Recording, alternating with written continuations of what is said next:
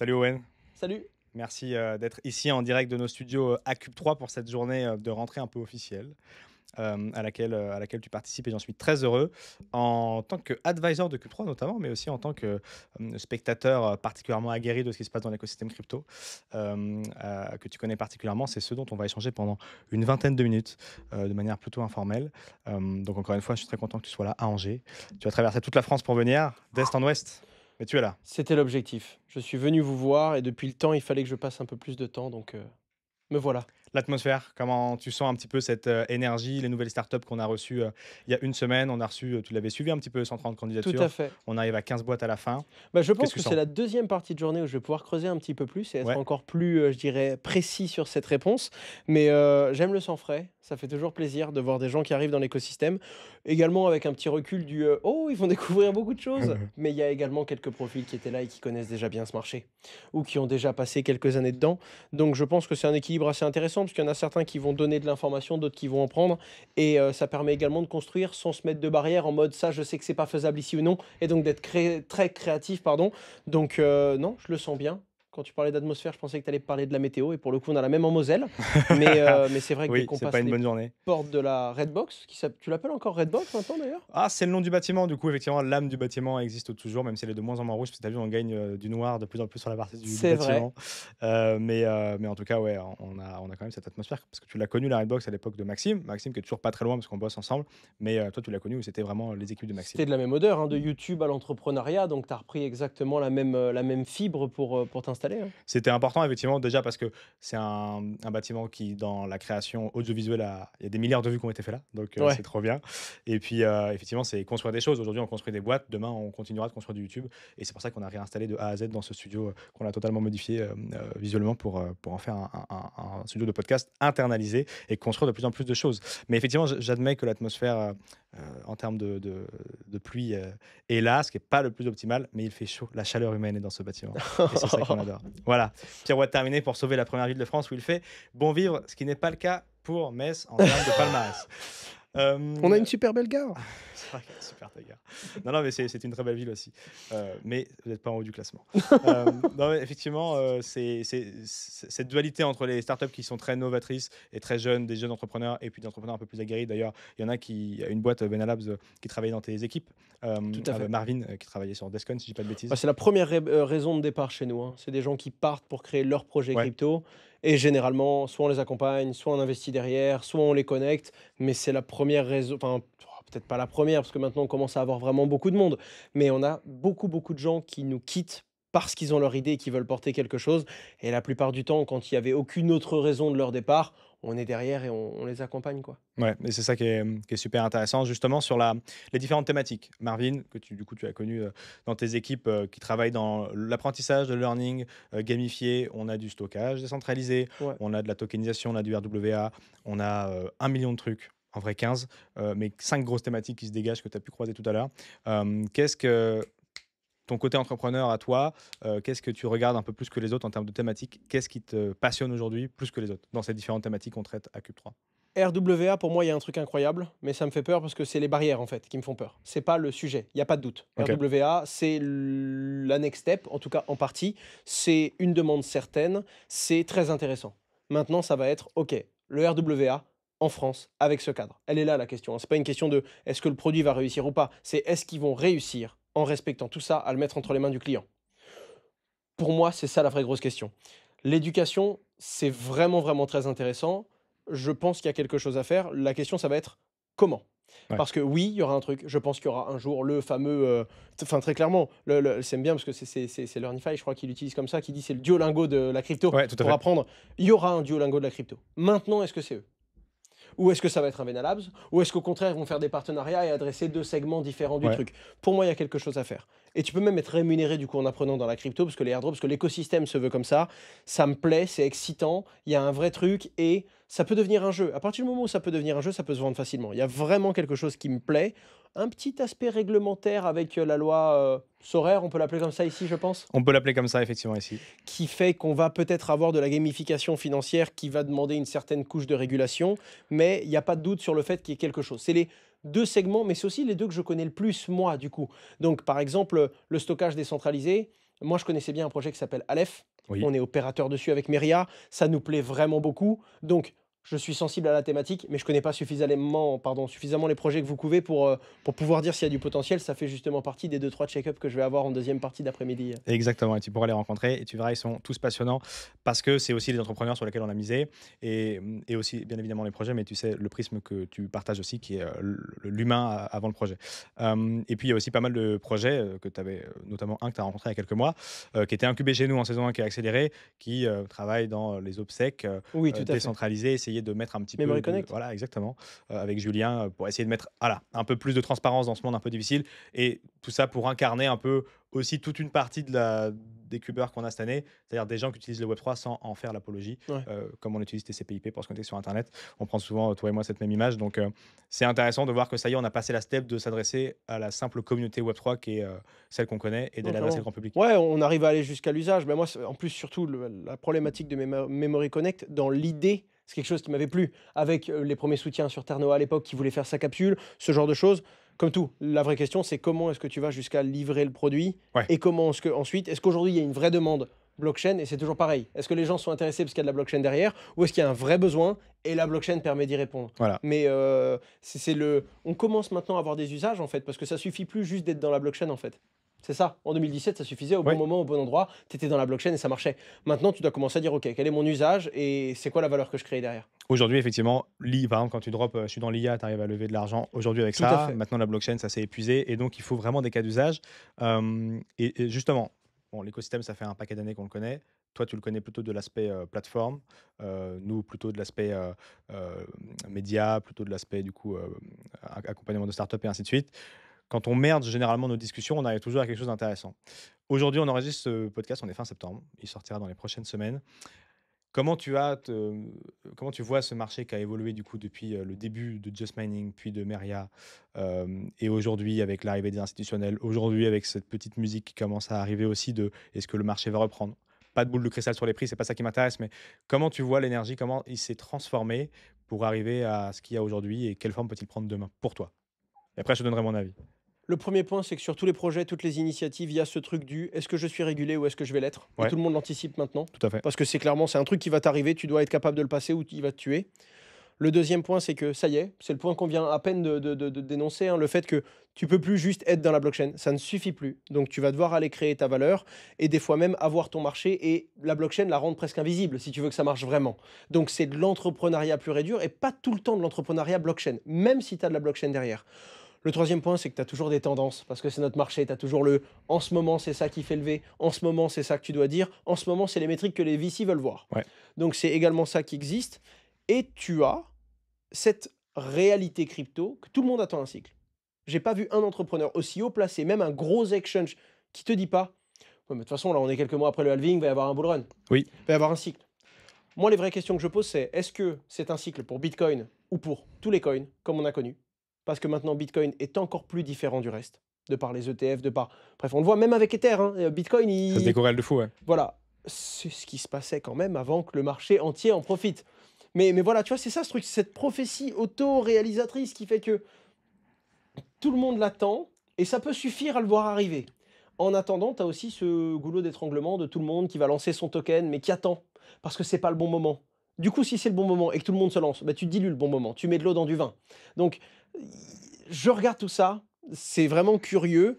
On reconnaît quand même certaines patterns. Je pense qu'il y a beaucoup d'éléments qui viennent. Il y a eu un gros alignement des planètes pour Bitcoin récemment. La macro, la libération de cash au niveau de la Chine, également les États-Unis, Les taux, ouais, de tout la ça. politique qui va arriver. Enfin, il y a beaucoup de choses qui font que on n'est pas à l'abri de voir quelque chose d'incroyable se produire. Maintenant, mathématiquement, c'est pricé. Je vois pas pourquoi ça arriverait. Et même si ça part et que le retail se lève, il y a quand même quelqu'un qui a le frein à main et c'est la finance traditionnelle. Parce que eux n'hésiteront pas à vendre quand ils auront fait un profit suffisant. Hein. Mais ce qui est amusant, c'est qu'effectivement, il y a beaucoup de. Alors, ça concerne plus les plateformes d'échange. Donc, plutôt, là, tu es en plein dedans avec Meria.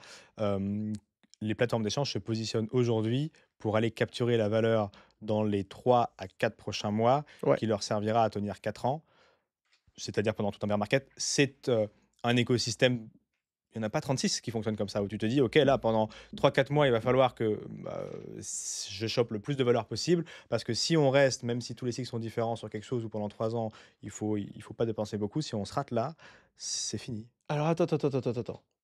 Tu vois le bull run arriver d'ici 3-4 mois? Et tu le vois aussi court?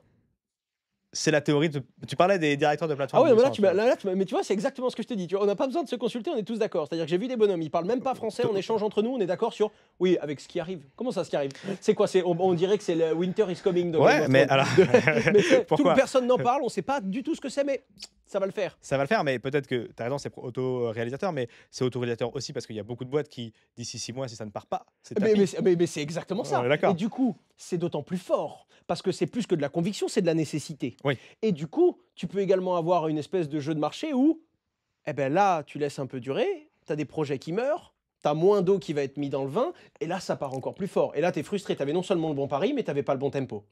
Donc, je pense que c'est un truc très intéressant que tu viens de dire.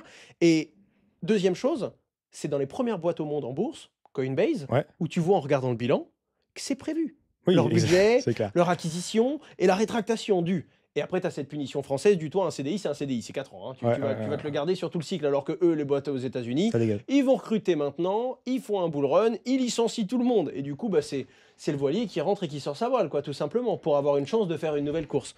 Donc, non, c'est très atypique. Tu as des business qui sont saisonniers, mais c'est plutôt tous les ans, hein, les business des vacances, les ci, les là.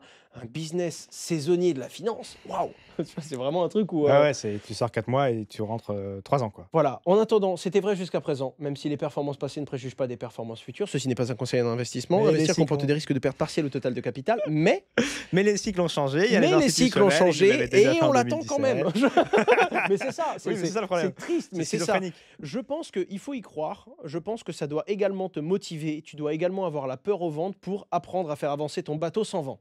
Le vent est là, tant mieux. Mais c'est ce qui fait que tu as bien travaillé ton bear market, que tu as une petite chance de survivre quand personne ne l'a travaillé. Ouais. Et c'est ce qui fait qu'en réalité, si tu attends simplement un bull run pour avoir une chance de survivre, tu ne mérites pas de survivre. Maintenant, avoir investi beaucoup, avoir mis beaucoup, beaucoup de ressources en espérant qu'il y ait quelque chose et être pris par le manque de liquidité parce qu'il ne se passe rien, ça c'est dommage. Parce que tu as préparé finalement. C'est ça. Enfin, c'est du curling. Ouais, totalement. Tu as tout fait pour lancer maintenant et avoir un maximum d'impact. Ça c'est vrai. Par contre, ceux qui n'attendent que ça pour avoir une chance d'exister, ben, c'est qu'il n'y a pas de fondamentaux et c'est qu'il n'y a pas de valeur. Donc malheureusement, il faut aller chercher ce cycle-là, mais il ne doit pas être le seul justifiant votre valeur. Ouais, je suis d'accord. Après, toi et moi, on aime beaucoup les images Hmm. et donc, Allons-y, parce que allons-y, là on on va est faire parti une sur du image. curling quand même, hein. Là, Je on est me pas vois frotter la glace mais de tu toutes parlais mes de voile. forces. On est à quelques mois du lancement du Vendée Globe.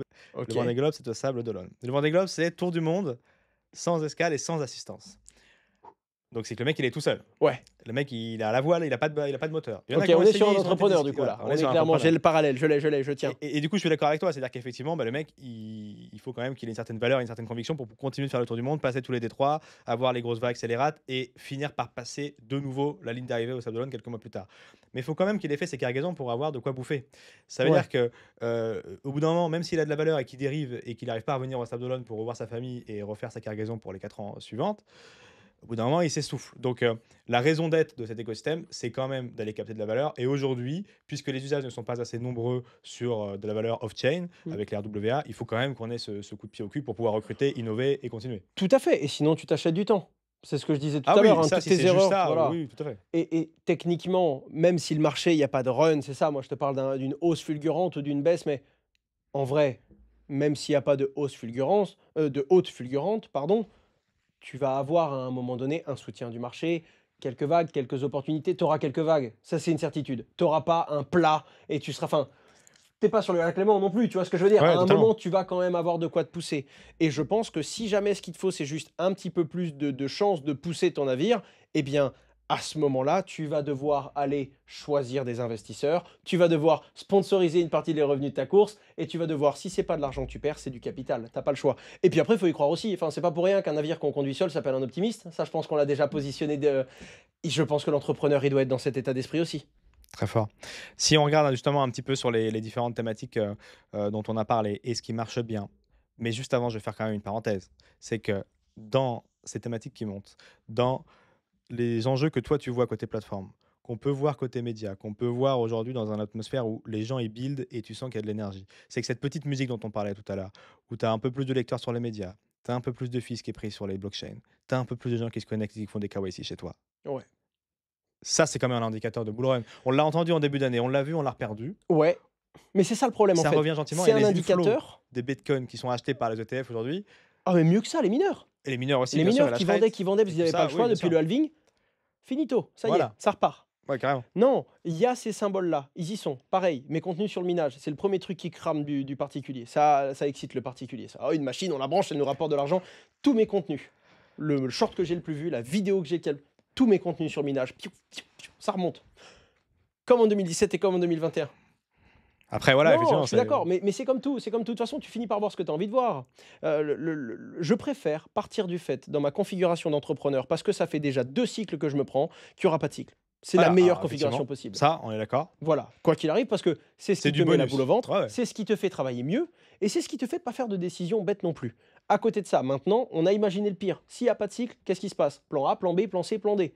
Avant, on se lançait à cœur perdu dans la bataille, à corps perdu, pardon, dans la bataille, tu avais plan A. S'il n'y a pas de plan A, non, le plan A va passer. Ça suffit pas. Ouais, bien sûr que non. Donc non, tu as réellement ce truc-là, tu as des vrais alignements qui font que ça pourrait aller mieux, mais on sait également que la vague, elle peut arriver et repartir d'un coup, parce qu'on n'est plus seul, il y a plus... C'est un vrai marché maintenant.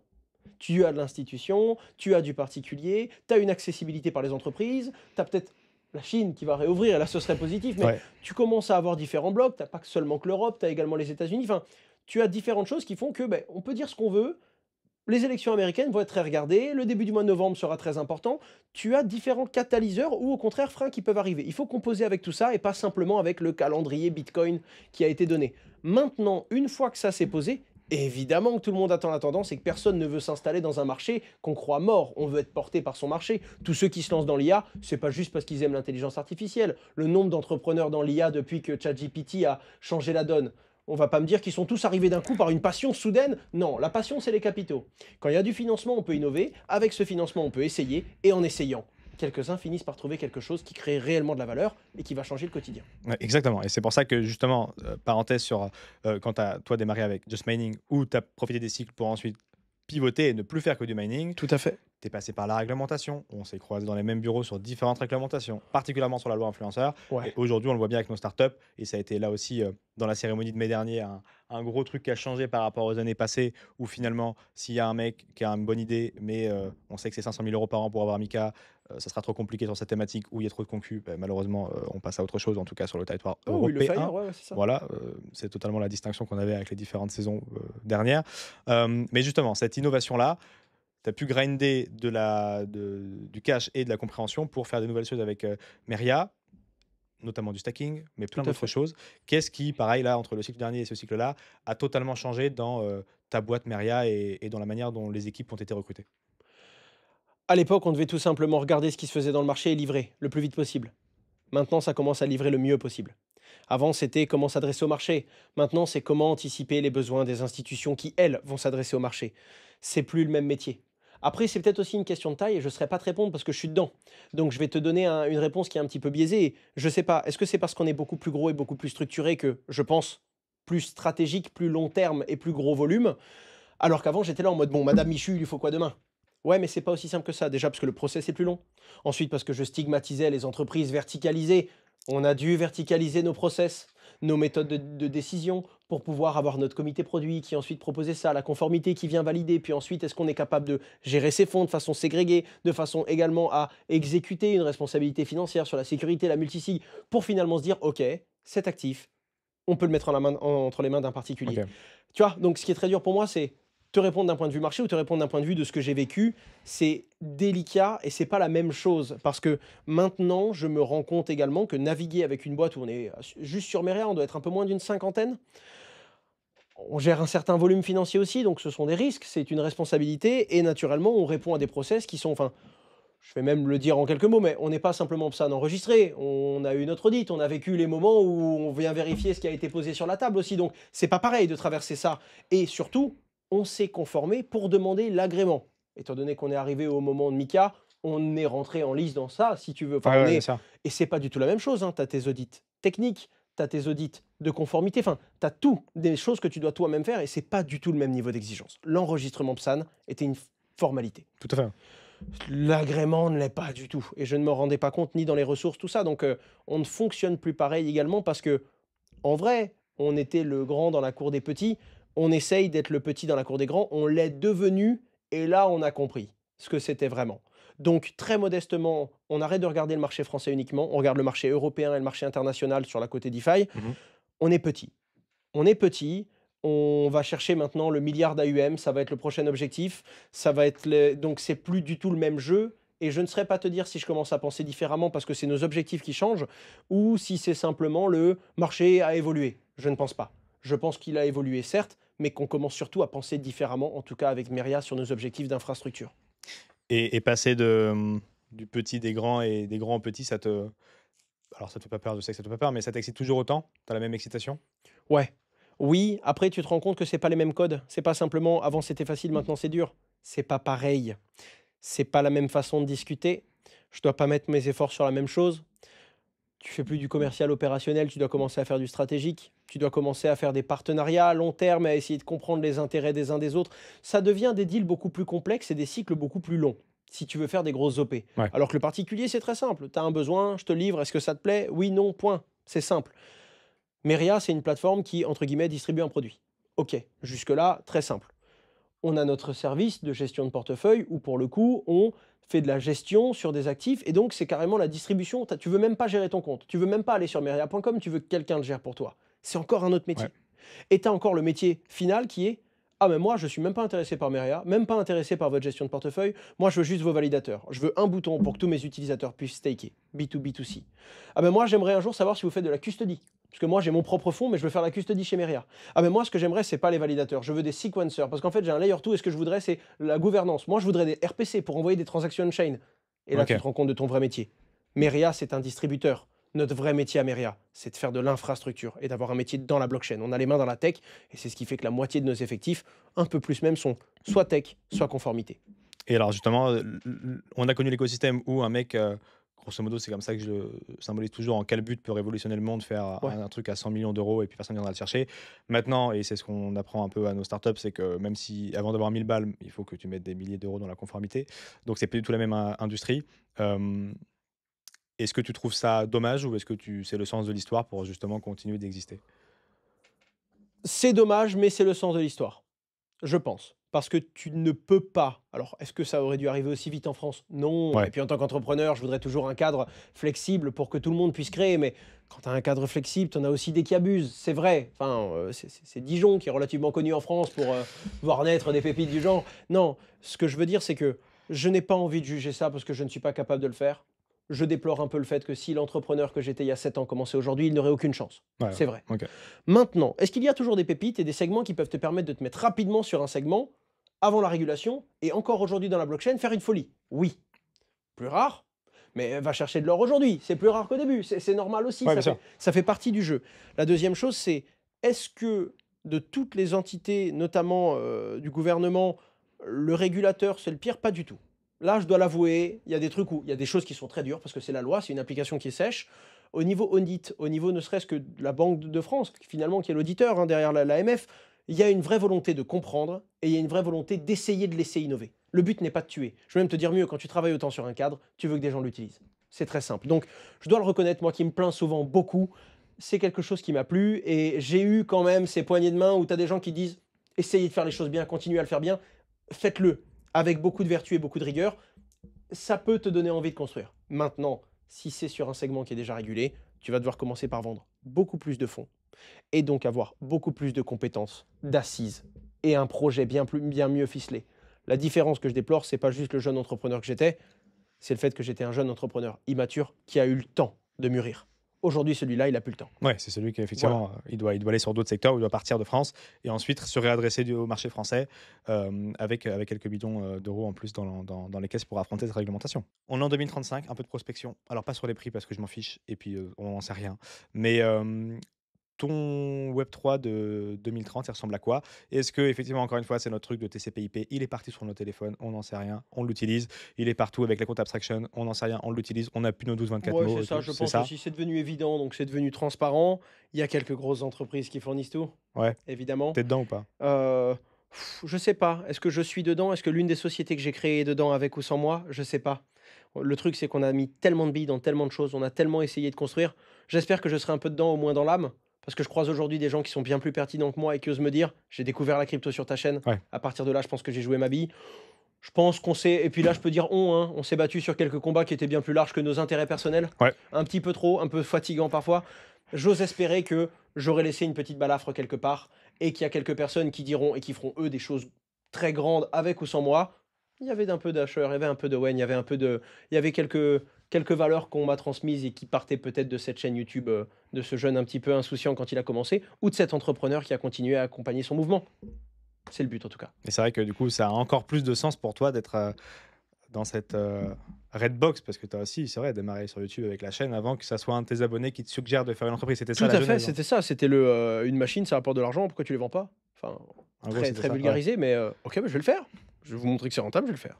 Trop bien. Eh ben, écoute, merci beaucoup Owen. De toute façon, on te reverra, dans ces différents mois, avec, plus ou moins loin, en visio ou quoi avec les projets puisque encore une fois, tu donnes, beaucoup Et de si temps et tu passes à d'expérience et Metz, c'est tu un adorable. studio. Même si la vie n'est pas aussi agréable là-bas. Et que le studio est peut-être pas aussi beau aussi d'ailleurs. Oh, on verra bien. J'ai pas vu encore. Tu l'as déjà montré? Tu es le bienvenu, oui, 2-3 fois. C'est ton dernier studio? Tout à D'accord, fait. OK. Mais effectivement, alors je viendrai Il tester les sera différents studios à vos couleurs. et je et je ferai un qui est le meilleur. Merci beaucoup Owen en tout cas. À très vite.